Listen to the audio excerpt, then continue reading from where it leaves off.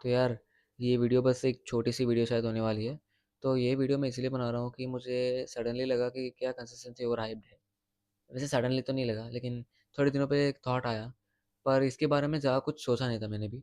पर जैसे ही मैंने गूगल में देखा, थोड़ा सा डेटा मतलब 3-4 पॉइंट्स मिले मुझे, जिसके वजह से मैं सोच रहा हूँ कि कंसिस्टेंसी थोड़ा सा ओवर हाइप्ड है। कंसिस्टेंसी गलत नहीं है, मैं कभी नहीं बोलूँगा कि कंसिस्टेंसी गलत है या फिर बुरी है। Consistency is just over hyped. याद रखना इस बात को, consistency is just over hyped.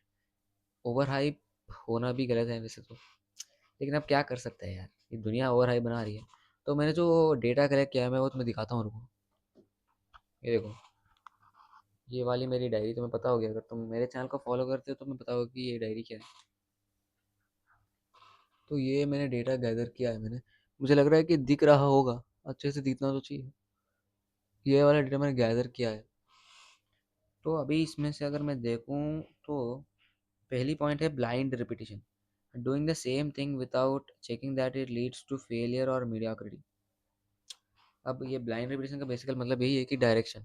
अगर मैं एक काम करे जा रहा हूँ, पर मैं ये नहीं देख रहा कि वो किस तरफ मुझे लीड कर रहा है। अगर मैं इंस्टाग्राम देखते जा रहा हूँ, देखते जा रहा हूँ, देखते जा रहा हूँ कंसिस्टेंटली बेसिकली, तो वो मुझे किस तरफ लीड कर रहा है? क्या वो मुझे अपने गोल्स के टुवर्ड्स लीड कर रहा है या फिर फेलियर या मीडियोक्रिटी के टुवर्ड्स लीड कर रहा है? ऑफ कोर्स ऑब्वियसली फेलियर या मीडियोक्रिटी के टुवर्ड्स ही लीड कर रहा है वो मुझे।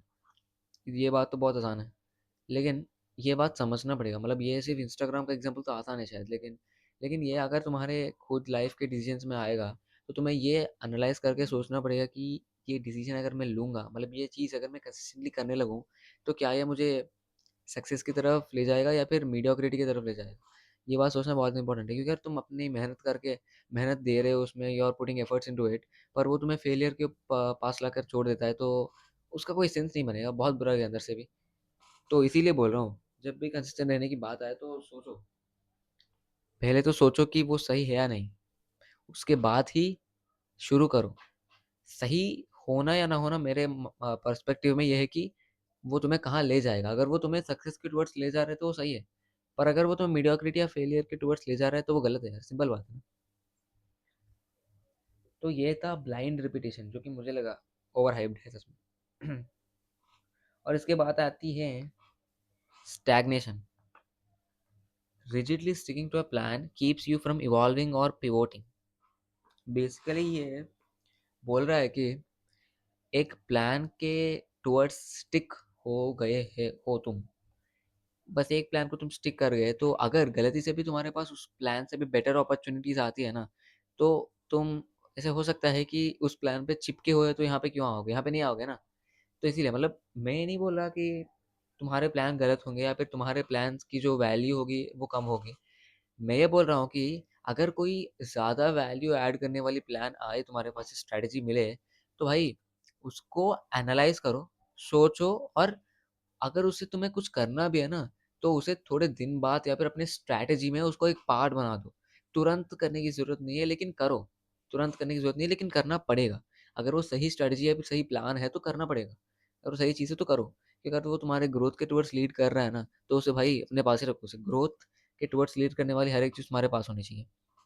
Keep it near yourself. मतलब अगर तुम्हारा प्लान एक पॉइंट ऑफ टाइम पे बोरिंग या फिर एग्जॉस्टिंग या फिर बर्निंग आउट टाइप लगे, तो भाई निकालो, अपनी बुक निकालो और वो स्ट्रैटेजी देखो जो तुम्हें उस टाइम पे लगा कि तुम में वो ग्रो करवा सकता होगा। उसको निकालो और उसको फॉलो करो। उसके बाद सोचना कि ये सही है या नहीं, कि यार ऑफ कोर्स सही होगा यार, तुम्हें सोच कर ही तुमने उसको उस बुक में लिखा भी है, तो ऑफ कोर्स सही होगा, 100% सही होगा। तो ये था सेकंड पॉइंट। और अब तीसरे पॉइंट के टुवर्ड्स चलते हैं, बेसिकली बर्नआउट। बर्नआउट में वही बोल रहा था। अब बर्नआउट के बारे में पता है यही। बेसिकली अगर ज़्यादा से ज़्यादा मतलब एक दिन में 24 घंटे होते हैं, अगर मैं दिन के 16 घंटे काम करे जा रहा हूँ, करे जा रहा हूँ, करे जा रहा हूँ, वो गलत नहीं है। मैं ये बोल रहा हूँ कि गलत काम करना, ज़्यादा करना गलत नहीं है, पर भाई तुम्हारे हेल्थ को भी केयर ना करते हुए काम करना गलत है। क्योंकि अगर बर्नआउट हो गया ना, तो 3-4 दिन लग जाएंगे, और वो 3-4 दिन तो वेस्ट जाएंगे ना। वो 3-4 दिन में अगर मैं, देखो सोचो, अगर मैं दिन के 6 घंटे काम करता हूँ कंसिस्टेंटली, तो मैं वो 3-4 दिन के 18 to 24 आवर्स का आउटपुट निकाल सकता हूँ।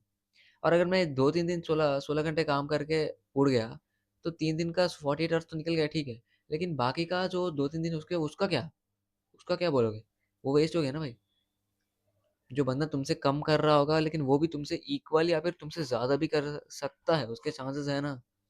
तो इसीलिए health health is priority, health is also prior to goals. मतलब गोल्स आर, देखो यार, गोल्स, हेल्थ, पेरेंट्स, गॉड, इन सब से ज़्यादा कोई भी चीज़ मैटर नहीं करती। रेस्ट इज़ एन इल्यूजन, इस बात को याद रखना। और एकदम आखिरी वाला पॉइंट है लैक ऑफ क्वालिटी। अब लैक ऑफ क्वालिटी मतलब a consistent product that is consistently bad is inferior to one that is occasionally excellent.